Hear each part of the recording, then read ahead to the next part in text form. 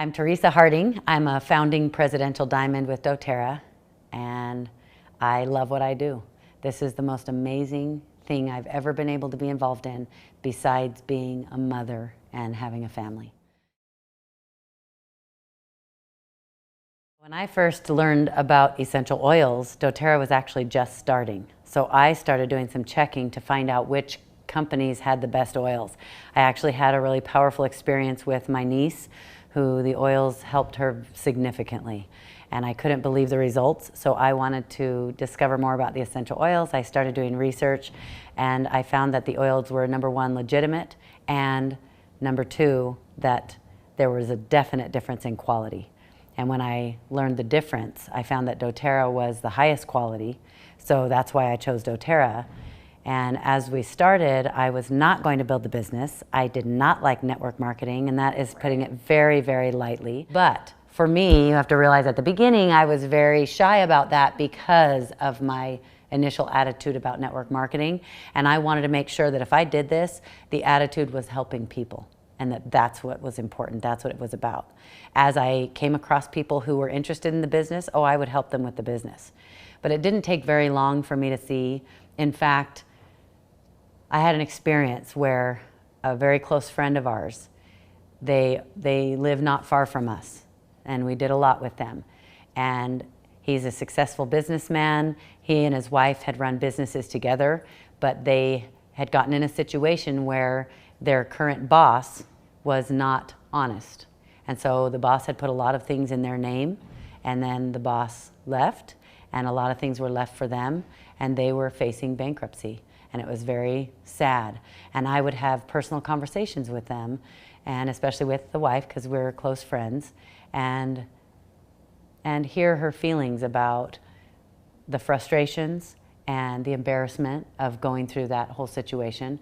And they were going to lose their house. They were going to lose their cars. They were probably going to have to move, of course, which means all their kids would have to move to a different school. So there were a lot of heartaches involved. And it was really, really sad and hard for them. And they started doing doTERRA. They started doing it as a business. And they started seeing success. And at that point, I was teaching the business. I knew the business by then, and I knew how to do it.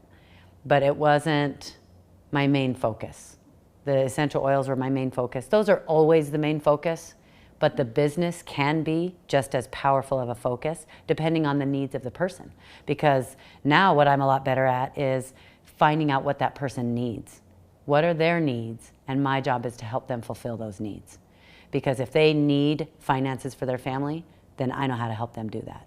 If they need to help the health of their family, they're not interested in a business, or they're maybe too scared of the business and they want to start with the oils, then for heaven's sake, I can help them do that. I can do whatever they need. But that was the first time that my heart came into the business in the same way that I had felt about the essential oils. When I saw them seeing success, and it saved their home, and it saved their kids didn't have to move, and I saw what it did for them, that was the first time in my heart I felt like, okay, if we're going to do this business, we are going to do it right. Okay, I will say, and this I get excited about because we are absolutely not salespeople. I know that sounds like a cliche, but it is so not. I am telling you, you go up to any successful doTERRA person, maybe there might be one that would not say this, one or two. Everyone else, if you said, do you sell doTERRA? They would go, I do not sell doTERRA. I am not a salesperson. I help people with the oils. That is the attitude in doTERRA. And the reason is because that truly is how we handle it. It's how we do it. So I do not consider myself a salesperson. I am not a salesperson. I do not go in and sell the oils. What I do is I go in, I find out the needs in a very caring and compassionate way. I find out what they need and what kind of help I can give. And if there are things that I can help them with, then I will show them. And then they make the choice. I help them see what the options are. There's no pressure. There's no attitude. There's no forcing. It's all about, let me teach you. If you're interested, I can help you get these at the cheapest cost. So when we teach a class, What we do is, what I've done is I've broken the class up into 3 different sections. And it doesn't matter what class you like to teach. Some people like to do a back to school class. Some people like to do a reinventing healthcare. Some people want to do the family physician, a basic essential oils class. It does not matter what class you're teaching if it's about the product. There are 3 parts. The first part is we talk about what are essential oils, and we talk enough about the quality that when they leave that class, they're not thinking, oh, I can just go get any essential oil. I'll just find any that might be cheaper. By the time they leave, they understand why these are different. And that's okay if they want to choose a different one, but now they know. Now they're making an educated decision. So, and I never, ever put another company down. There's absolutely no reason to do that ever. And I think that as a culture in doTERRA, it's very important that we rise above that. So part 2 of the class is the 3 ways that you can use the essential oils, which would include internal, topically, and with a diffuser, and we talk about each of those, and that would take up the bulk of the class. So part 1 would be about 10 minutes. Part 2 takes 30 to 40 minutes.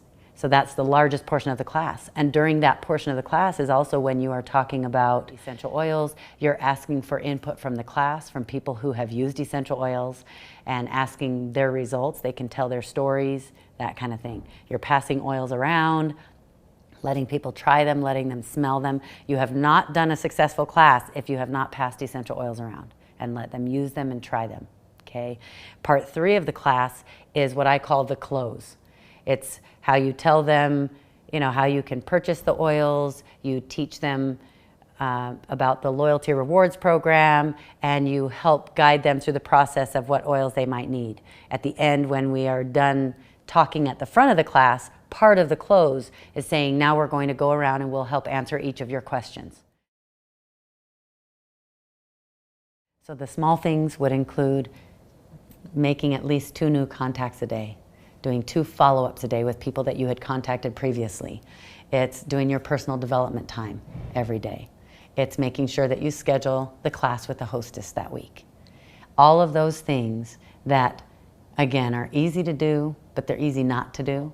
Anybody can contact 2 people a day, but it's actually doing it. And you want to know the interesting thing is when I work with my leaders, I'll train them and they get really independent and they're amazing. They grow great teams, they create new tools for the business that make it better for everyone. I've had a lot of leaders who do that, but I have had many of those leaders come to me when they're diamond or even when they're blue, and they'll say, I am totally stuck. Here they are, this successful person who, they know the steps, they know what to do, but they'll say, I'm stuck at diamond, I can't seem to hit blue, I need some help, I need to know what to do. And guess what? I don't know what to do because I'm so brilliant. I know what to do because guess what? I've been through that. And so I know. So guess what we do? We start over. We pretend like they're brand new. We start right at the beginning and we say, okay, so we're going to start doing daily calls together or maybe weekly calls depending on how busy they are. We're going to start doing these calls, and all we do is we set up their schedule so that they're going to be doing 2 contacts a day and 2 follow-ups a day and personal development every day and scheduling classes. It's really the basics. It's very simple, but what happens is as your team gets bigger and bigger and bigger, you're now becoming a manager. So you spend all your time managing, and half of you out there are going, yeah, I wish I had that problem. Well, it is a nice problem to have, and if you don't stop, it will happen for you. But those stagnant places come where you have to work with your leaders again, and all we do is we go to the beginning. We start over, get back to the basics, and then they start seeing success like that.